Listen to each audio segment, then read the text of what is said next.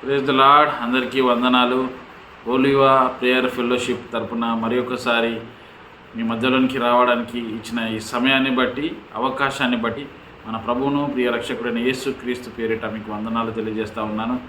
మరియు గత కొద్ది కాలంగా నేను వీడియోస్ చేయలేకపోయాను.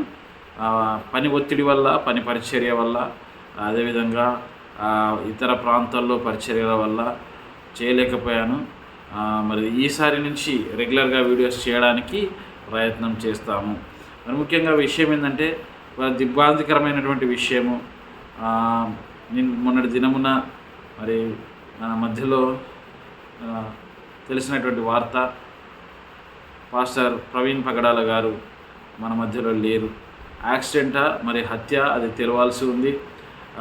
నిజంగా గొప్ప దైవజనులు, రక్షణ టీవీ, ఇంకా అనేక టీవీ ఛానల్లో అనేకంగా మరి దేవుని విషయాలు పంచుకుంటూ, దేవుని సువార్తను వెదజల్లుచు అనేక మందికి ఒక రోల్ మోడల్గా ఉన్నటువంటి దైవజనులు మన మధ్యలో లేకపోవడం చాలా బాధాకరమైనటువంటి విషయం.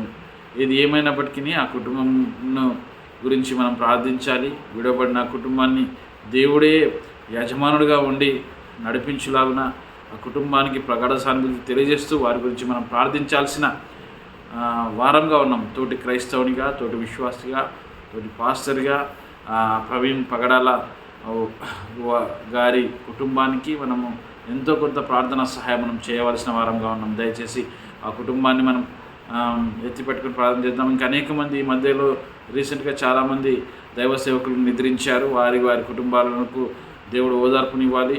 ఆ కుటుంబాలను దేవుడే యజమానుడిగా ఉండి నడిపించుకోవాలని ప్రార్థన చేద్దాం. మరి ముఖ్యంగా ఈరోజు అంశము ఏంటిదంటే, తగ్గింపు మనస్సుతో చేసేటువంటి ప్రార్థన. తగ్గింపు మనసుతో చేసేటువంటి ప్రార్థన ప్రతి క్రైస్తవుడు కలిగి ఉండాలి. యేసు ప్రభు వారు లూకాసు వార్త 18వ అధ్యాయము 9 నుంచి ఒక ఉపమానం చెప్తా ఉన్నాడు.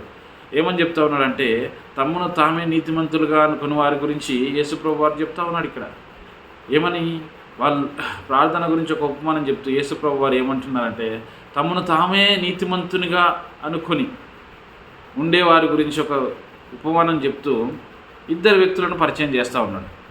అక్కడ పరిసయుడు, సుంకరి. ఇక్కడ పరిసయుడు ఎవరంటే దేవుని జ్ఞానం కలిగినటువంటి వ్యక్తి. ఈ దేవుని జ్ఞానం కలిగినటువంటి వ్యక్తి, మరి దేవుని పరిచర్యలో వాడబడేటువంటి వ్యక్తి అనేక ప్రార్థన చేస్తూ ఉన్నాడు. మనం చూసినట్లయితే అక్కడ 12వ వచనం నుంచి మనం చూసినట్లయితే ఆయన ప్రార్థన చేస్తూ ఉన్నాడు. ఏమనంటే, నేను దశమభాగాలు ఇస్తాను, నేను వారానికి 2 రోజులు ఉపవాసం ఉంటాను, నేను ప్రతి దానిలో దశమభాగాన్ని ఇస్తాను అని చెప్తూ ప్రార్థన చేస్తూ తను తానే గొప్పగా ఆయన చెప్పుకుంటా ఉన్నాడు. తన గొప్పతనాన్ని చెప్తా ఉన్నాడు. కానీ ఆయన అక్కడ ఎప్పుడు తగ్గింపుతో ప్రార్థన చేసినట్టు కనిపించట్లేదు. ఆ పరిసయుడు దేవునితోని ప్రార్థన అంటే దేవునితో మాట్లాడాడు. కానీ తను తానే గొప్పగా చిత్రీకరించుకొని, తను తానే గొప్పగా ప్రజెంట్ చేసుకొని ఇక్కడ ఏం చెప్తా ఉన్నాడంటే, ఇంకా పక్కన ఉన్న సుంకర్ని, అంటే ఇద్దరు కలిసి ఒకేసారి ప్రార్థన గదిలోకి వెళ్ళారు. అంటే ఇద్దరు కలిసి ఒకేసారి ప్రార్థన మందిరానికి వెళ్ళారు. వెళ్ళినప్పుడు సుంకరి మాత్రం ప్రార్థన గుమ్మం దగ్గరనే, ద్వారము దగ్గరనే ఆగిపోయి రొమ్ము కొట్టుకొంచు, అయ్యా నేను పాపిని, నేను నీచమైన వాడిని, నేను పాపిని అని చిన్న ప్రార్థన చేస్తూ ఉన్నాడు. కానీ అదే సమయంలో పరిసయుడు తనలో గొప్పతనాన్ని వర్ణిస్తూ ప్రార్థన చేస్తూ ఉన్నాడు. నేను వారానికి 2 రోజులు ఉపవాసం ఉంటాను, ప్రతి దానిలో దశమభాగం ఇస్తాను, మరి అన్యులతో సాంగత్యం చేయను అని గొప్పగా చెప్పుకుంటూ అక్కడ ప్రార్థన చేస్తూ ఉన్నాడు. దేవుడు ఇలాంటి గొప్పగా చేసేటువంటి ప్రార్థన వినడు. ప్రియ సహోదరి సహోదరుడా, ఇక్కడ సుంకరి కేవలం ఒక చిన్న ప్రార్థన చేస్తూ ఉన్నాడు. అయ్యా నేను పాపిని, నీచుడను, నేను అర్హత లేని వాడిని, ఏమీ పనికిరాని వాడిని నీ సన్నిధానంలో, నేను సమాజంలో నీచుడు, నేను పాపిని, అయ్యా నా పాపలను క్షమించమని చిన్న ప్రార్థన చేస్తూ ఉన్నాడు. ఆ రోజుల్లో సుంకర్లు ఒక నీచమైన స్థితి. అంటే వాళ్ళను సమాజం దూరంగా చూసేది, ఒక పాపిగా చూసేది. ఈరోజు మనం చూసినట్లయితే వెలివేయబడ్డటువంటి స్థితి. చాలామంది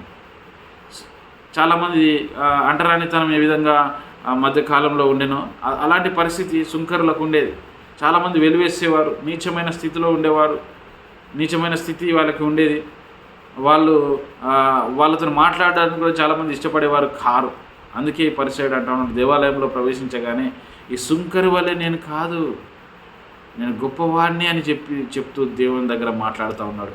కానీ దేవుడు ఇలాంటి ప్రార్థన అంగీకరించడు. ప్రియ సహోదరి సహోదరుడా, ఇక్కడ సుంకరి ప్రార్థన చిన్నగా కేవలం చిన్న ప్రార్థన చేస్తా ఉన్నాడు. అయ్యా నేను పాపిని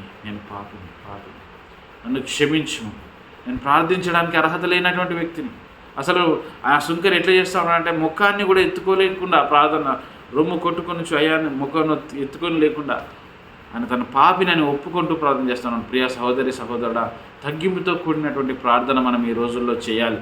క్రైస్తవులకు తగ్గింపు లేకుండా వాళ్ళు ప్రార్థన చేస్తూ ఉన్నారు. పరిసైన వాళ్ళే ప్రార్థన చేస్తూ ఉన్నారు.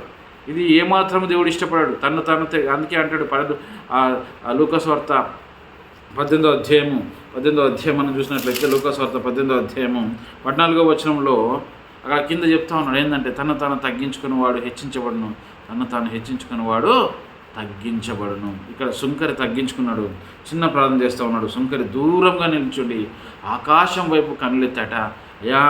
ఆకాశం వైపు కనులెత్తట కూడా ధైర్యము చాలక ఏం చేస్తాను, రొమ్ము కొట్టుకొనిచ్చు. దేవా, పాపినైనా నన్ను కరుణించమని పలికాను. నన్ను కరుణించు. చిన్న ప్రార్థన.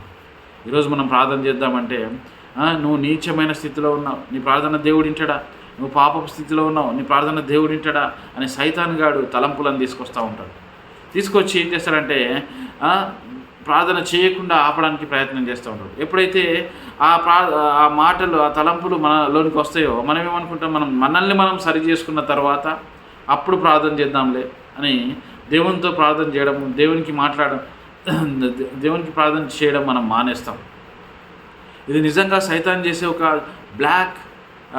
దాని ఏమంటే బ్లాక్మెయిల్, చిన్న బ్లాక్మెయిల్. నువ్వు పాపివి, నీ ప్రార్థన దేవుడు విన్నాడు, నువ్వు అనేకమైనటువంటి పాపస్థితిలో ఉన్నావు, అనేకమైనటువంటి నీచమైన స్థితిలో ఉన్నావు, నువ్వు ప్రార్థన చేస్తే దేవుడు వింటాడా అన్న తలంపులు తీసుకొస్తూ ఉంటాడు.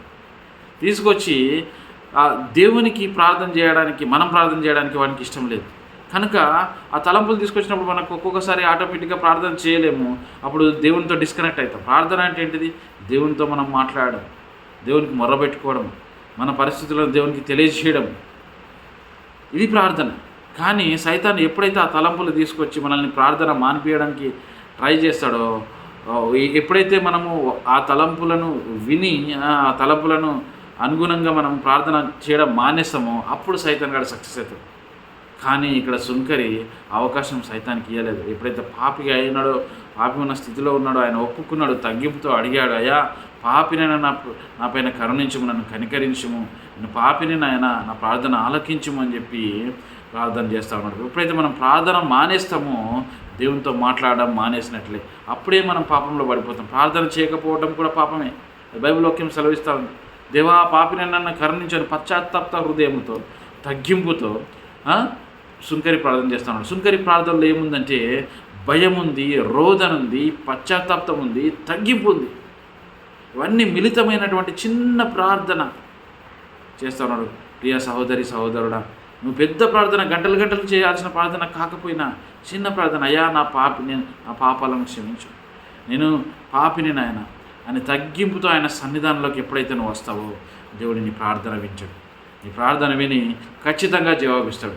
కనుక క్రైస్తవులం అందరం మనం తగ్గింపుతో, నువ్వు ఏ స్థితిలో ఉండొచ్చు, నువ్వు కలెక్టర్లుగా ఉండొచ్చు, డిస్ట్రిక్ట్ మెజిస్ట్రేటర్గా ఉండొచ్చు, ఇంకా ఒక పెద్ద పోస్టులో ఉండొచ్చు, ఐఏఎస్ ఐపీఎస్ ఆఫీసర్ కావచ్చు, లేకపోతే ఒక మంత్రి కావచ్చు, లేకపోతే ఒక పెద్ద పొజిషన్లో ఉండొచ్చు. కానీ నీ పొజిషన్ని బట్టి నువ్వు ప్రార్థన చేయడం కాదు, కానీ తగ్గింపుతో ప్రార్థన చేయి. ఒక డాక్టర్ కావచ్చు, ఒక బిజినెస్ మ్యాన్ కావచ్చు, ఒక సాఫ్ట్వేర్ ఇంజనీర్ కావచ్చు, నీ పొజిషన్ని బట్టి నువ్వు ప్రార్థన చేయొద్దు, కానీ తగ్గింపుతో నువ్వు ప్రార్థన చేయి. పరిసైన వలె నువ్వు ప్రార్థన చేయొద్దు, కానీ సుంకరి వలె ప్రార్థన చేయి. నువ్వు ఏ స్థితిలో ఉన్నా, ఇంత పెద్ద గొప్ప స్థితిలో ఉన్నా, ఆ సుంకరి ప్రార్థన నువ్వు చేసినప్పుడు, చిన్న ప్రార్థన చేసినప్పుడు ఖచ్చితంగా దేవుడు నీ ప్రార్థన ఆలకిస్తాడు. ప్రియ సహోదరి సహోదరుడు, కనుక మనము తగ్గింపుతో ప్రార్థన చేయడం అవలంబించుకుందాం. ప్రార్థనలో తగ్గింపు ఉండాలి, మన ప్రార్థనలో పశ్చాత్తాపం ఉండాలి, మన ప్రార్థనలో రోదన ఉండాలి, మన ప్రార్థనలో భయం ఉండాలి. దేవుడు అంటే భయము, పశ్చాత్తాపం ఉండాలి. కనుక ప్రార్థన మానేసి దేవునికి దూరం అవడం కంటే తగ్గింపుతో సుంకరి వలె రోదనతో మరి ఆకాశం వైపు కళ్ళెత్తడానికి కూడా ఆయనకి ధైర్యం చాలక రొమ్ము కొట్టుకొని వచ్చి ప్రార్థన చేశాడట. దేవుడు ఆయన ప్రార్థన విన్నాడు, ఆయనని నీతిమంతుని జాబితాలో చేర్చాడు. ఈరోజు నువ్వు నీతిమంతుని జాబితాలో చేర్చబడాలి అంటే తగ్గింపుతో కూడినటువంటి ప్రార్థనను చేయాలి. కనుక ప్రియ క్రైస్తవ సహోదరి సహోదరులారా, ప్రార్థన ఇంకా మీకు రాదా, ఇప్పుడిప్పుడే క్రైస్తవులకు వస్తున్నటువంటి ఇతర బంధువులు మిత్రులు ఎవరైతే ఉన్నారో వాళ్ళందరూ నాకు ప్రార్థన రాదు అని అనొద్దు. ఇక్కడ సుంకరి చిన్న ప్రార్థన చేశాడు, అయా పాపను నన్ను క్షమించు. దేవుడు ఆయన నీతిమంతునిగా తీర్చాడు. ఆయన ప్రార్థన తగ్గింపుతో కూడినటువంటి ప్రార్థన దేవుడు అంగీకరించాడు. దేవుడు ఆయనను నీతిమంతుల జాబితాలో చేర్చాడు. ఈరోజు నువ్వు నీ లక్ష్యం ఏంటిదంటే నువ్వు నీతిమంతుని జాబితాలో చేర్చబడాలి అంటే తగ్గింపు కలిగి ఉన్నటువంటి ప్రార్థనను నీ జీవితంలో కలిగి ఉండాలి. ఆ విధమైనటువంటి ధన్యతను కలిగి ఉన్నప్పుడు ఖచ్చితంగా దేవుని కృప,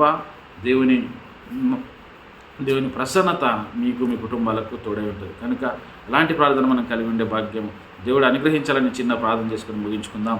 మహోన్నతుడా, పరిశుద్ధుడన్న తండ్రి, నీకే వందనాలు, స్తోత్రాలు. లూకా సువార్త 18వ అధ్యాయంలో 9 నుంచి 14 వచనంలో చెప్పిన ఉపమానాలు మేము ధ్యానించా. సుంకరి పరిసేయుడు నా తండ్రి. సుంకరి తగ్గింపుతో ప్రార్థన చేస్తూ ఉన్నాడు. పరిసేయుడు మాత్రం తన గొప్పతనంతో తన గొప్పలు చెప్పుకుంటూ ఉన్నాడు, ఆయన చేసేటువంటి చెప్పుకుంటూ ఉన్నాడు. కానీ మేము ఆ విధంగా ఉండకుండా సుంకరి వల్లే తగ్గింపుతో మా పాపలను క్షమించమని చేసే ప్రార్థన, దేవా కరుణించుము, దేవా మమ్మల్ని కరుణించమని చేసేటువంటి ప్రార్థన మాకు నేర్పుము నాయన.